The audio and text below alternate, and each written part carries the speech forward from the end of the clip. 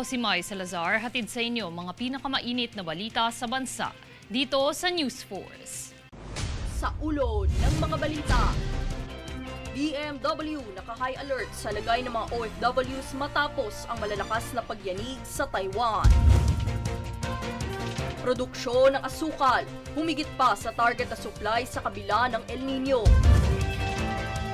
PBBM, sang-ayon sa agarang pagbabalik ng orihinal na school year.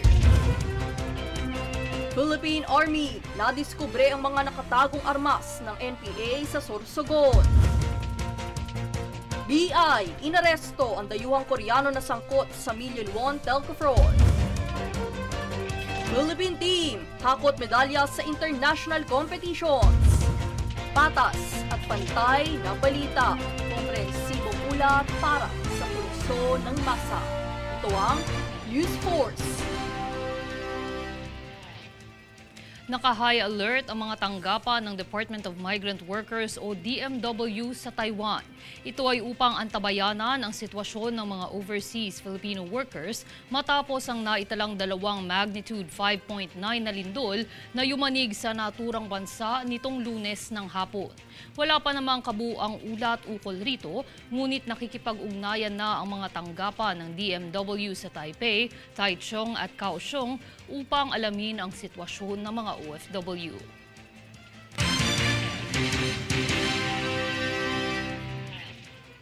Para sa nalalapit na selebrasyon ng araw para sa mga ina, muling nagpaalala ang Philippine Commission on Women o PCW ukol sa mga benepisyo na nararapat matamasa ng mga kababaihang may anak na. Para sa karagdagang impormasyon, tunghaya ng ulat ni Jade Buhoy.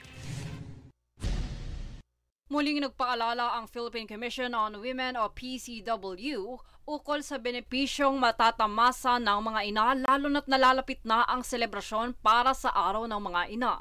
Ayon sa PCW, ang benepisyong matatamasa ng mga kababaihang empleyado ay nasa ilalim ng Republic Act 9710 kung saan maaaring magkaroon ng special leave benefit ang mga inang naoperahan dahil sa gynecological disorder. Dagdag pa riyan, ang Expanded Maternity Leave Law ay 105 araw na kasama rin upang mapangalagaan ng mga kababaihan ang kalusugan habang sila'y nagdadalang tao. Kasama rin dito ang sickness benefit kung saan bayad pa rin ang araw ng trabaho kahit na ito'y hindi makapasok, bunsod ng pamamalagi sa ospital o bahay sa loob ng 4 na araw lamang. Bukod pa rito ang mga batas para sa mga solo parents o ang Republic Act No. 11861 o ang Solo Parents Welfare Act ay naglalayong bigyan ng suporta ang kapwa magulang at anak, mga alternatibong paraan upang tugunan ang mga pangangailangan at aksyon laban sa panghusga at diskriminasyon. Dahil din nalalapit na ang araw ng mga ina, hindi lang ang pamahalaan ang may handog na benepisyo rito ngunit ang mga serbisyong dala rin upang makapawi ng pagod o hindi kaya maipadama ang pagmamahal para sa lahat ng kanilang mga sakripisyo.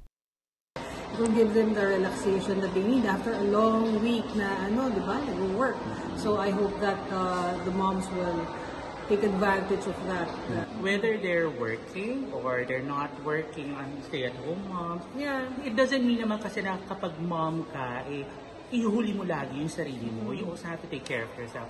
As advocates of self-care, di ba, and wellness, so we believe that it's the perfect time for mommies to treat themselves. Kasi mag-offer kami ng buy one, take one on all services, especially for moms so that they can take whether their husband, their kids, and enjoy yung premium pampering which they truly deserve. Nagpahayag din ang PCW ng pagpupugay at nagpaalalang huwag kalimutang pasalamatan sa kahit anong paraan ang mga nanay sa walang humpay na pagbuhos ng kanilang sarili para sa pagtaguyod ng pamilya. Jade Buhoy, nag-uulat para sa One Media Network. Nagpaalala ang Department of Labor and Employment o DOLE ukol sa taong nagngangalang Reynaldo Carrion na siyang nagpapanggap na field officer ng ahensya na mag-ingat sa modus niyang hindi otorisadong labor inspection para sa lahat ng mga establishmento sa loob ng mga lugar sa National Capital Region. Ang kahit anumang transaksyong magagawa sa pamamahala ni Reynaldo Carrion ay hindi tatanggapin ng DOLE. Upang maiwasan ang insidenteng ito, agarang i-contact ang DOLE NCR at mag-file sa kanilang opisyal na electronic service portal na nakatala sa inyong mga telebisyon.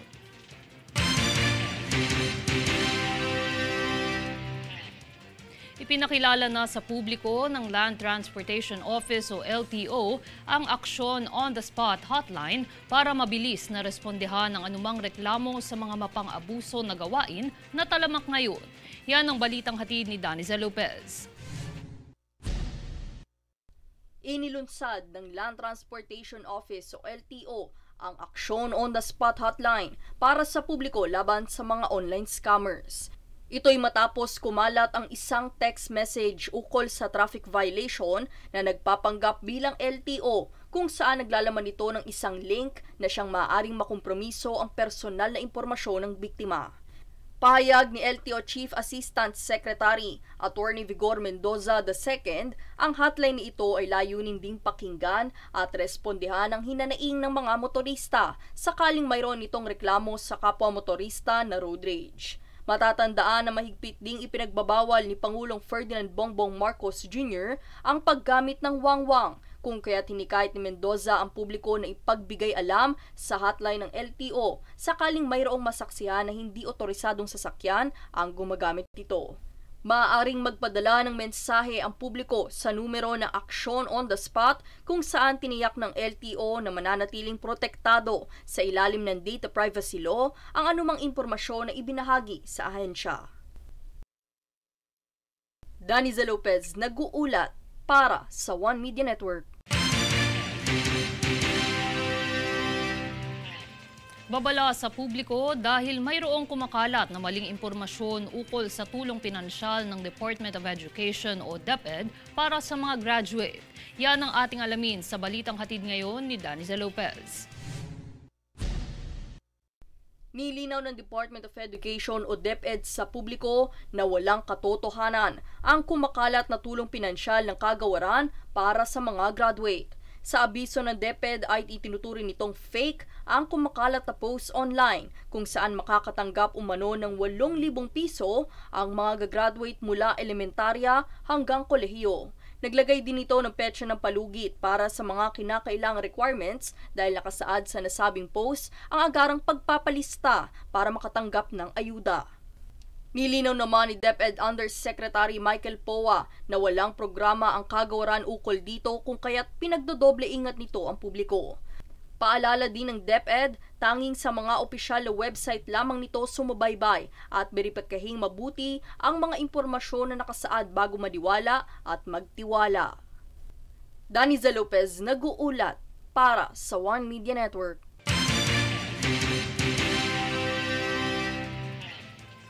Lumagpas pa sa target ng 1.85 milyong metriko tonelada ng asukal ang naitalang produksyon ng Philippine Sugar Millers Association. Ito ay sa kabila ng tumitinding epekto ng matinding tagtuyot na nararanasan sa buong bansa.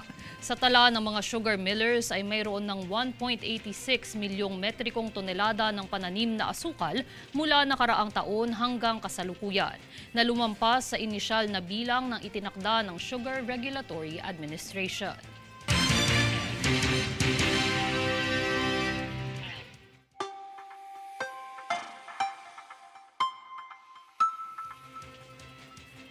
Nakapagtala ng delikadong heat index na 50 degrees Celsius ang Clark Airport sa Pampanga nitong Lunes ayon sa Philippine Atmospheric, Geophysical and Astronomical Services Administration o PAGASA.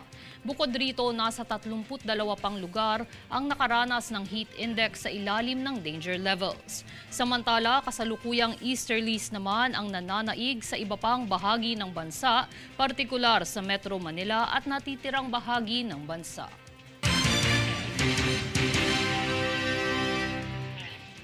Susunod sa News Force.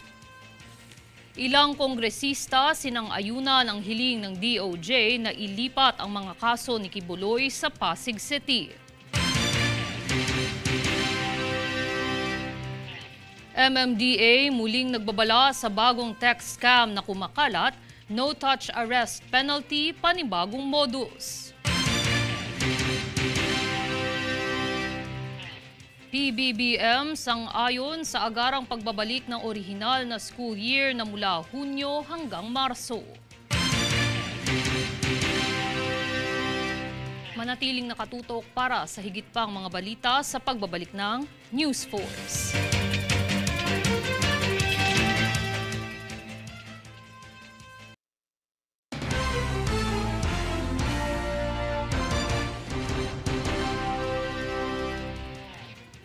Dahil sa kabi-kabilang pagsuspinde ng face-to-face classes ng ilang mga lugar, sang-ayon si Pangulong Ferdinand Marcos Jr. na ibalik na agad ang orihinal na school calendar year.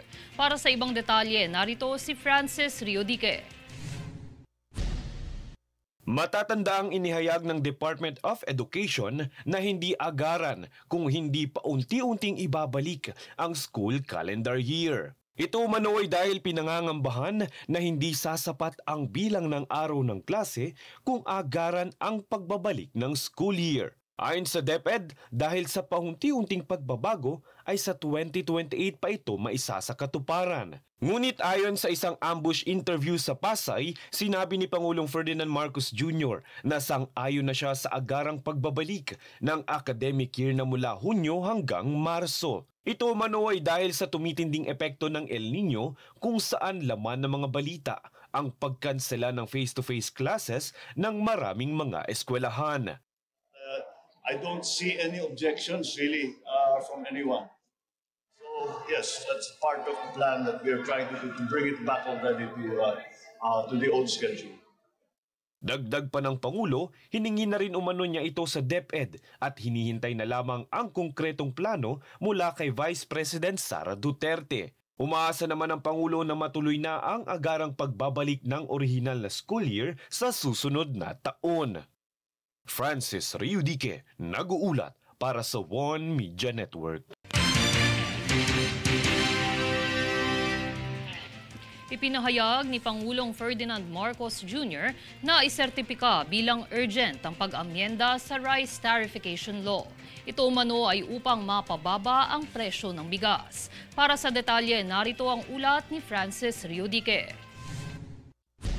Ayon kay House Speaker Martin Romualdez at Department of Agriculture Secretary Francisco Chu Laurel Jr., posible umanong maging 30 pesos na lamang kada kilo ang bigas. Paglilinaw ni Romualdez, ito ay may sasakatuparan kapag naitama ang ilang mga gap at loophole sa Republic Act 11203 o ang Rice Tariffication Law.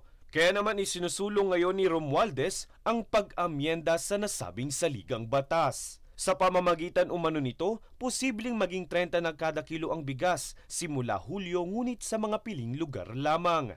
Samantala sa isang ambush interview sa Pasay, sinabi ni Pangulong Ferdinand Marcos Jr. na nararapat na i-certify na urgent ang pag-amyenda sa Rice Tariffication Law.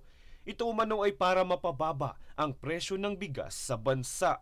Makokontrol natin, meron tayong influence dun sa presyuhan, sa pagbili ng palay at sa pagbenta ng bigas. Ngunit pagtitiyak ni Secretary Laurel, sa kabila ng limitasyon ng nasabing batas ay patuloy naman ang pagpapalawak ng operasyon ng mga kadiwa store para makapagbenta ng murang bigas sa tulong ng National Food Authority.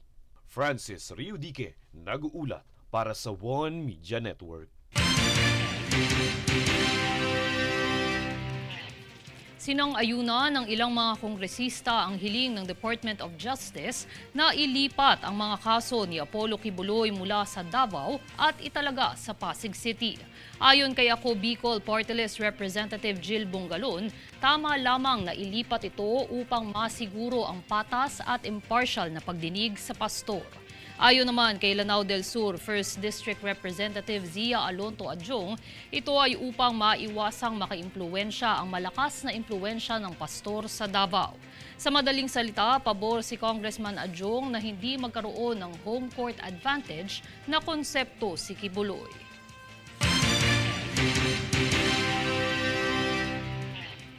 Muli na namang nagbabala ang Metropolitan Manila Development Authority o MMDA hinggil sa panibagong kumakalat na text scam tungkol sa tinatawag na no-touch arrest penalty. Ayon sa MMDA, walang ganitong polisiyang ipinatutupad o notice na ipinapadala ang ahensya.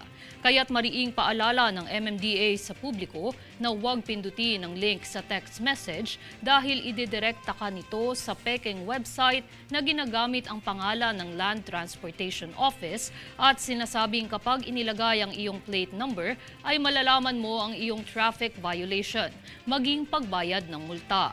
Matatandaang kamakailan ding nagbabala ang ahensya hinggil sa text scam na tungkol naman sa No Contact Apprehension Policy na matagal nang suspendido mula pa noong taong 2022.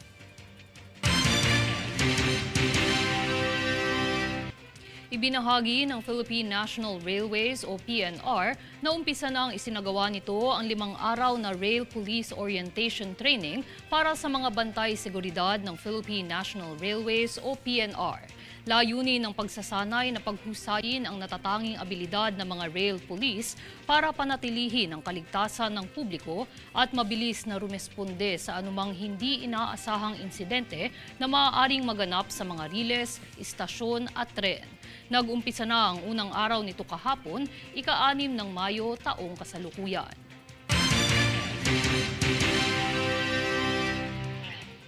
Ang Philippine Coast Guard Nursing Service o PCGNS at Philippine Navy o PN Nursing Service ay nagsagawa ng isang kolaborasyon sa pagpapahusay ng pamumuno sa pangangalagang pangkalusugan sa pamamagitan ng nurse management training na ginanap sa Naval Station Jose Andrada Rojas Boulevard sa Manila nitong kamakailan lang.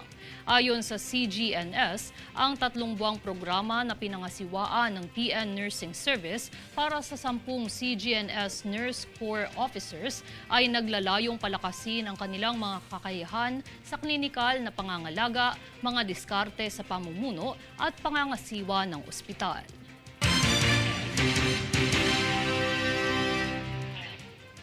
Nitong kamakailan lang ay na-recover ng Army Operating Troops ng 22nd Infantry Battalion sa ilalim ng 9th Infantry Division nito ang high-powered firearms ng Communist Terrorist Group o CTG sa Barangay Maalo sa Sorsogon.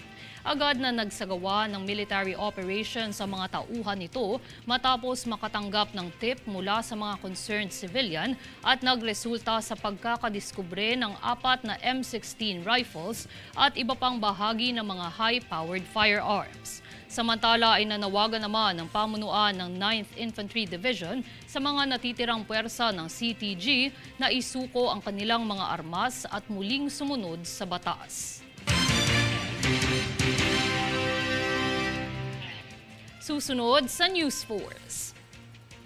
Mga otoridad kinumpiska ang mahigit 13.4 million pesos na halaga ng smuggled na sigarilyo sa Palawan. BI inaresto ang dayuhang Koreano na sangkot sa million-won telco fraud. Clearing operation sa Mabuhay Lanes muling isinagawa. Manatiling nakatutok para sa higit pang mga balita sa pagbabalik ng News Force.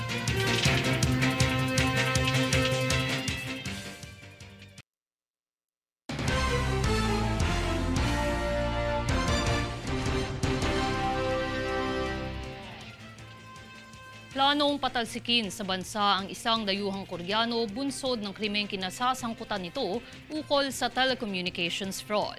Mula sa kaganapang inaksyonan ng Bureau of Immigration o BI, narito si Jade Buhoy para sa balita.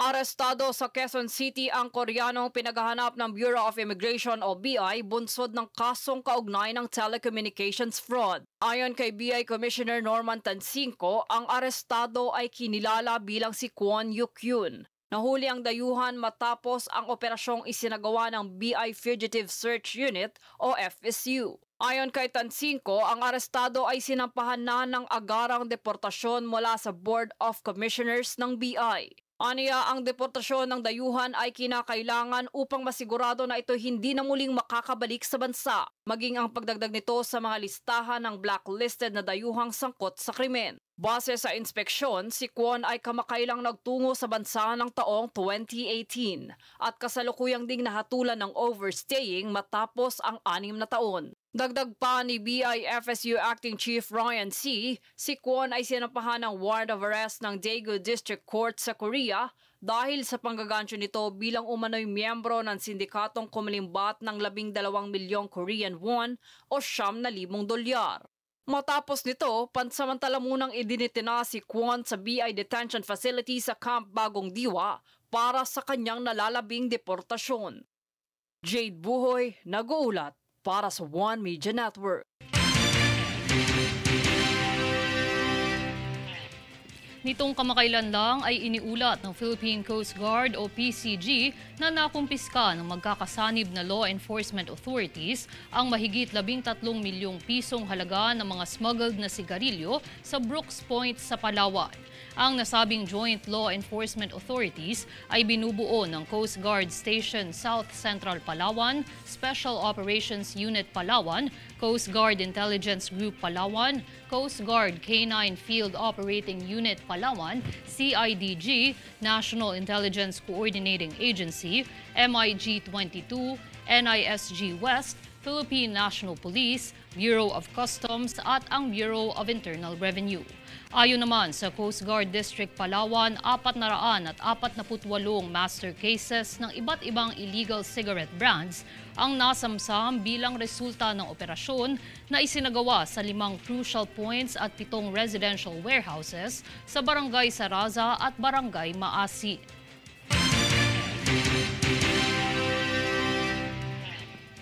Patuloy ang pagsasagawa ng clearing operations ng MMDA sa mga lansangan sa Mabuhay Lanes, alinsunod pa rin sa partial closure ng EDSA Kamuning Flyover na proyekto ng DPWH. Narito ang ulat mula kay Princess Castro.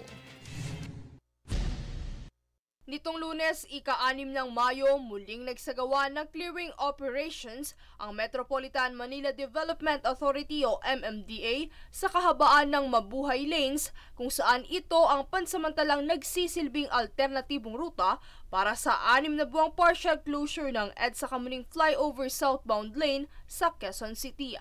Ang naganap na operasyon ay pinangunahan ni na MMDA General Manager Undersecretary Procopio Lipana, MMDA Assistant General Manager for Operations Assistant Secretary David Angelo Vargas, Traffic Discipline Office Director for Enforcement Attorney Vic Nunez, Sidewalk Clearing Operations Group Head Director Francisco Martinez, at Special Operations Group Strike Force Officer in Charge Gabriel Go.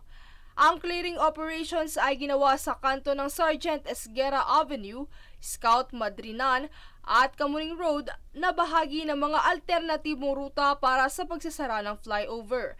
Nilinis ng mga tauhan ng MMDA SOGSF ang kalsada ng mga iligal na nakaparadang sasakyan tulad ng mga pribadong sasakyan, taxi at tricycle.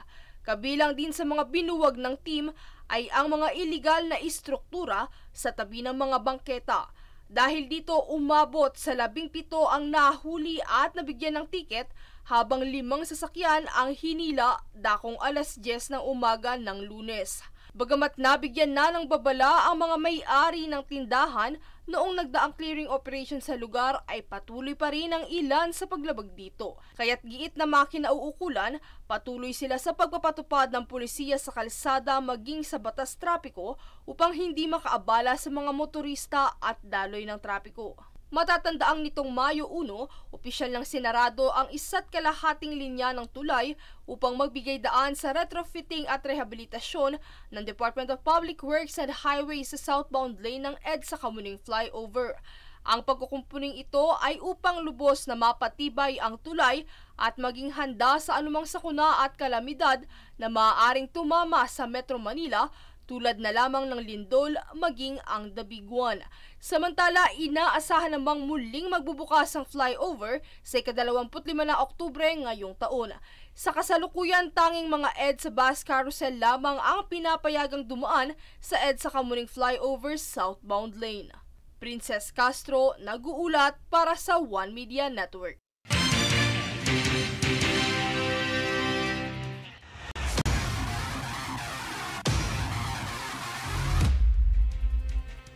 Humakot ng medalya ang mga pambato ng Pilipinas sa nagdaang 2 kampanya ng mga ito sa Hong Kong at UAE kamakailan. May ulat si Princess Castro. Muling sumargo ng medalya ang mga pambato ng Pilipinas sa nagdaang kampanya ng mga ito sa 2 magkahiwalay na international competition sa magkaibang disiplina sa Hong Kong at United Arab Emirates. Humakot ng kabuuang 5 medalya ang athletics team mula sa 2024 Hong Kong Athletics Championships na binubuo ng 3 gintong medalya mula kina Usain Loranya para sa men's 800 meters, Christina Knott sa women's 100 meters at Lauren Hoffman para sa women's 400 meter hurdles. Isang pilak na medalya naman ang naiuwi ni Robin Brown para sa kategoryang women's 400 meter hurdles, habang tansong medalya naman ang nasungkit ni John Riuba sa men's long jump event. Sa kabilang dako naman, nakakolekta ng 7 medalya ang mga pambato sa 2024 JJIF Jiu-Jitsu Asian Championships sa Abu Dhabi, UAE. Pinangungunahan ni Jiu-Jitsu player Kimberly Custodio ang listahan na may isang pilak na medalya mula sa kaniyang naging laban sa women's adult below 45 kg category. Habang ang 6 pang natitirang tansong medalya ay nakamit naman ni Dani Palangka para sa women's adult below 45 kg, Ani Ramirez ng women's adult below 57 kg, April Eppinger sa women's adult below 70 kg, Meji Okowa ng women's adult below 48 kg, Dylan Valmores para sa kategoryang women's adult above 70 kg, at Kayla Napolis para sa women's adult below 52 kg. Bukod sa mga panalong ito, patuloy rin ang paghahanda ng iba pang Philippine Pride na lalaban naman para sa most anticipated sport event ng taon na Paris Summer Olympics 2024 na magaganap sa buwan ng Hulyo at Agosto. Princess Castro, nag-uulat para sa One Media Network. At narito ang recap ng mga nagbabagang balita ngayon. Sa ulo ng mga balita, DMW naka-high alert sa lagay ng mga OFWs matapos ang malalakas na pagyanig sa Taiwan. Produksyon ng asukal, humigit pa sa target na supply sa kabila ng El Nino.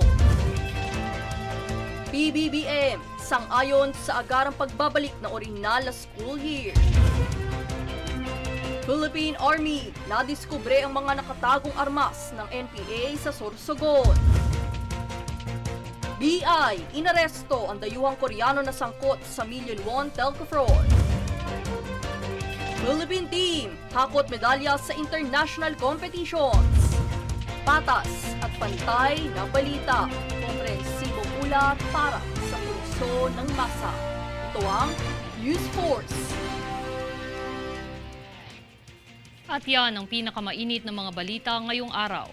Manatiling nakatutok sa aming mga ulat at updates sa aming Facebook page, facebook.com/OneMediaNetwork. Ako si Mai Salazar at ito ang News Force.